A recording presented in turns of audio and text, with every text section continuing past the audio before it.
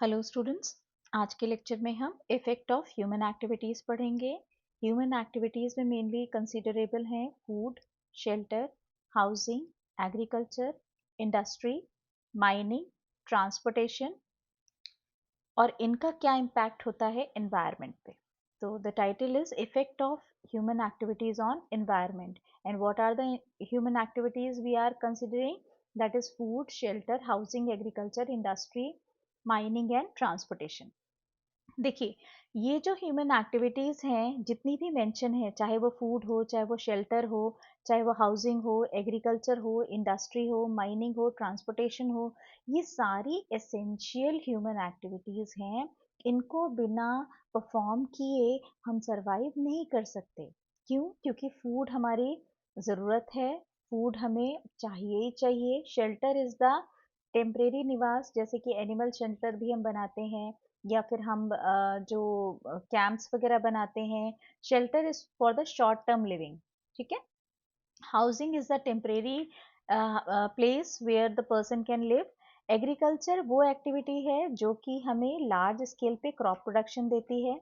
Industry वो process है जिससे कि हमें इकोनॉमिक ग्रोथ मिलता है। माइनिंग मिनरल एक्सट्रैक्शन का एक मेथड है जिसके थ्रू हम अपनी मेटल, नॉन मेटल और एनर्जी मिनरल की रिक्वायरमेंट्स को पूरा करते हैं। और ट्रांसपोर्टेशन वो मेथड है जिससे कि हम बहुत सारा समय बचा करके एक जगह से दूसरी जगह जा सकते हैं। तो इनमें से कोई भी ह्यूमन एक्टिविटी नहीं है जो कि जिसके बिना हम अपना जो लाइफ है वो प्रॉपरली लीड कर सकें। तो they all are essential human activities. चलिए डिटेल में देखते हैं इसको। Human activities refers to the actions, behaviours and practices. Human activities क्या है? ये वो एक्शंस हैं, बिहेवियर्स हैं और प्रैक्टिसेस हैं जो कि लोगों के द्वारा की जाती हैं, carried out by people, that effects the environment. और जो एनवायरनमेंट को इफेक्ट करती हैं, सोसाइटी को इफेक्ट करती हैं और इकोनॉमी को इफेक्ट करती हैं। अब अगर हम ध्यान से देखें तो एनवायरनमेंट तो डिटोरेट होता है, लेकिन सोसाइटी अपग्रेड होती है और इकोनॉमी भी अपग्रेड होती है, ठीक है। These activities can be intentional, ये इंटेंशनली भी हम करते हैं, ठीक है, उद्देश्य के साथ करते हैं, और अनइंटेंशनली भी हम करते हैं।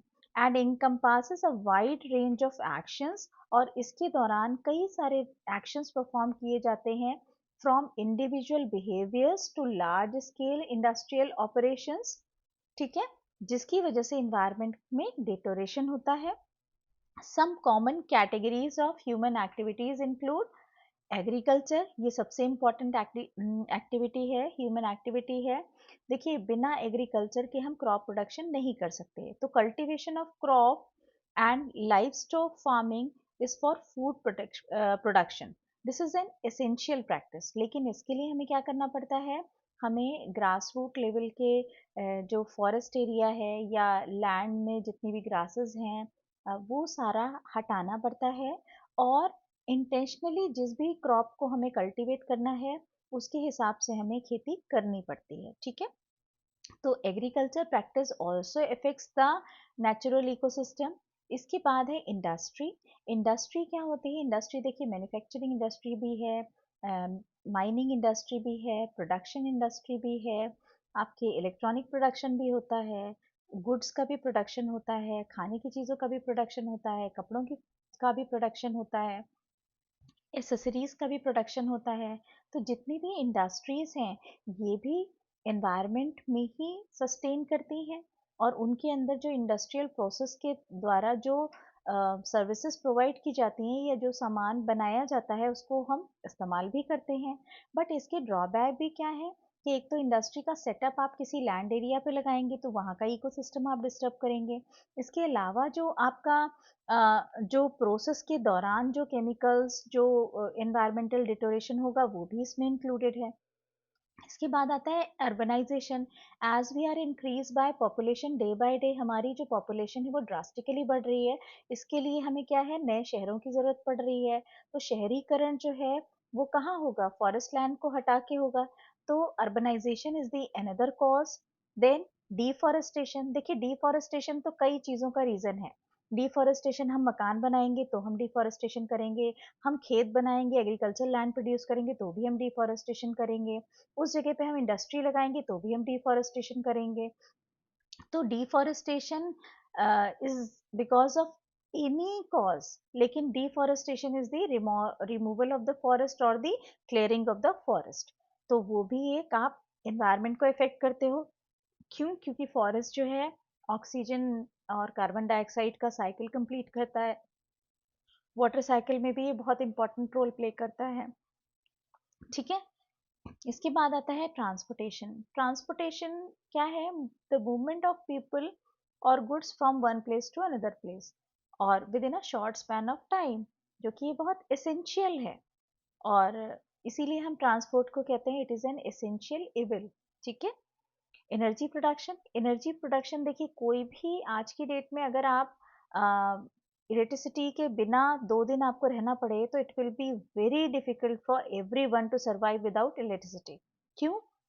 क्योंकि हमें एनर्जी पर डे चाहिए ही चाहिए, चाहे वो लिफ्ट ऑपरेट करने के लिए हो, चाहे वो हमारे मोबाइल चलाने के लिए हो, चाहे वो गैस के थ्रू हमारा खाना बनाने के लिए हो। We need energy in various forms. तो एक्सट्रैक्शन ऑफ एनर्जी के लिए भी हमें जो है एनवायरनमेंट के अंदर ही कहीं सेटअप लगाना पड़ता है, चाहे वो कोल कंबस्शन से हो, चाहे वो फॉसिल फ्यूल से हो, चाहे वो आपका फ्यूल सेल टेक्नोलॉजी से हो, चाहे हाइड्रो इलेक्ट्रिक प्लांट हो, चाहे विंड एनर्जी हो, चाहे ओशन एनर्जी हो, it could be anything. But for energy production we need to disturb the ecosystem and finally we disturb the environment. For the scientific research, for particular species of plant or animal, we need that is also harm or affect the nature. Recreation and tourism. देखिए, tourism आज की date में बहुत ही जो है open business है, बहुत ही successful है। और टूरिज्म को हम प्रमोट भी करते हैं। क्यों प्रमोट करते हैं? क्योंकि ये किसी भी पर्टिकुलर एरिया की इकोनॉमी को इन्हेंस करने में बहुत इंपॉर्टेंट रोल प्ले करता है। लेकिन साइडवाइज क्या होता है, लोगों का आना जाना क्या कर देता है, उस जगह को पूरी तरह से नेचुरल रहने से अलग कर देता है। तो this is what the drawback. ठीक है, अब ह्यूमन एक्टिविटीज के इम्पैक्ट्स भी हैं। Human activities have a profound impact on the environment, affecting various ways, कई तरह से इफेक्ट करती है। ठीक है, कुछ को हमने यहाँ डिस्कस किया है। सम की इफेक्ट्स आर क्लाइमेट चेंज। ठीक है, burning of fossil fuel, deforestation, ये सारा का सारा क्या है, ऑक्सीजन कार्बन डाइऑक्साइड साइकिल को डिस्टर्ब करता है। ठीक है, industrial activities, production of sulphur dioxide, nitrogen dioxide, या कह लीजिए release of green house gases by different actions of human, और कार्बन फुटप्रिंट भी बढ़ता जाता है। और उसकी वजह से क्या होता है, ग्रीन हाउस गैसेस जो है वो सोलर सनलाइट से आईआर रेडिएशन को ट्रैप कर लेती हैं और री रेडिएट करती हैं एटमॉस्फेयर में, जिससे कि एवरेज टेम्परेचर ऑफ अर्थ बढ़ जाता है। एवरेज टेम्परेचर ऑफ अर्थ के बढ़ने को हम क्या कहते हैं, we call it global warming. ठीक है, और ग्लोबल वार्मिंग की वजह से जब आपके प्लैनेट का एवरेज टेम्परेचर बढ़ जाता है तो क्या होता है, क्लाइमेट चेंज होता है। ठीक है, तो this is the main impact which appears, जो कि हम आज की डेट में देख रहे हैं कि आज से 30 साल पहले हम जो बारिश जून और जुलाई में देखते थे, आज हम अगस्त में और सितंबर में देखते हैं।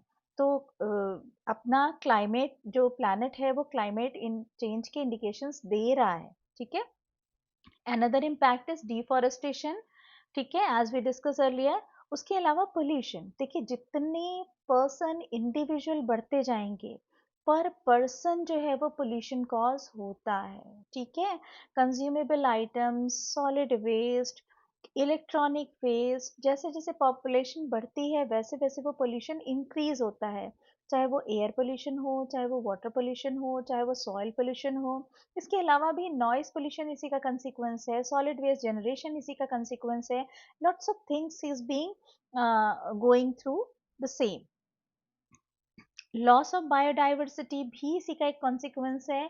देखिए, जैविक विभिन्नता जिसको हिंदी में कहते हैं, biodiversity is a very important term, और बायोलॉजिकल लाइफ की है डाइवर्सिटी। डाइवर्सिटी इज अ की ऑफ बायोलॉजिकल लाइफ। तो जितनी डाइवर्स स्पीशीज होंगी उतना ही इकोसिस्टम स्टेबल होगा। तो जैसे जैसे बायोलॉजिकल स्पीशीज लॉस होता जाएगा हमें, वो हमारे इकोसिस्टम के लिए बहुत बड़ा थ्रेट है, बहुत बड़ा खतरा है। तो loss of biodiversity is another consequence. ठीक है।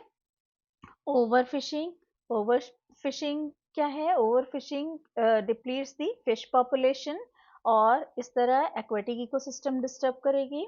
देन रिसोर्स डिप्लीशन का मतलब ये है कि अगर हम ज़रूरत से ज़्यादा नेचुरल रिसोर्सेज को एक्सट्रैक्ट करें, जैसे कि अनसस्टेनेबल रिसोर्स एक्सट्रैक्शन, माइनिंग के थ्रू, चाहे हम बहुत ज़्यादा कोयला निकाल रहे हैं या बहुत ज़्यादा मेटल निकाल रहे हैं या हम ओवर ग्रेजिंग करवा रहे हैं या हम डिफॉरेस्टेशन ज़रूरत से ज़्यादा करा रहे हैं, तो क्या होगा?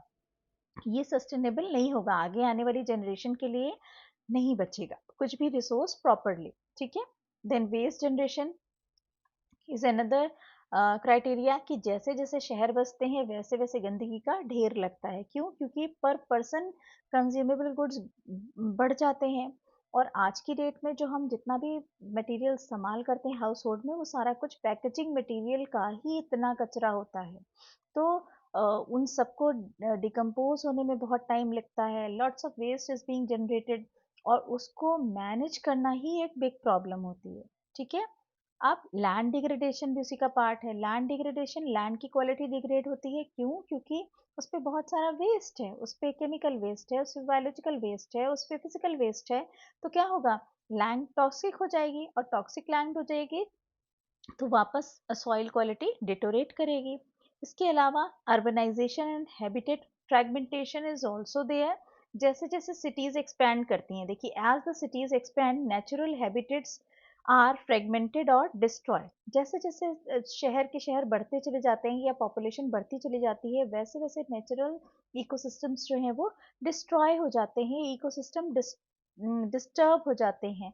ठीक है। और इस वजह से क्या होता है कि वाइल्ड लाइफ खराब हो जाती है, आपके जो स्पीशीज इन्वॉल्व हैं उस पर्टिकुलर इकोसिस्टम में वो डिस्ट्रॉय हो जाते हैं। तो there are lots of bad consequences of the human activities. ठीक है। Few we discuss. Thank you for watching.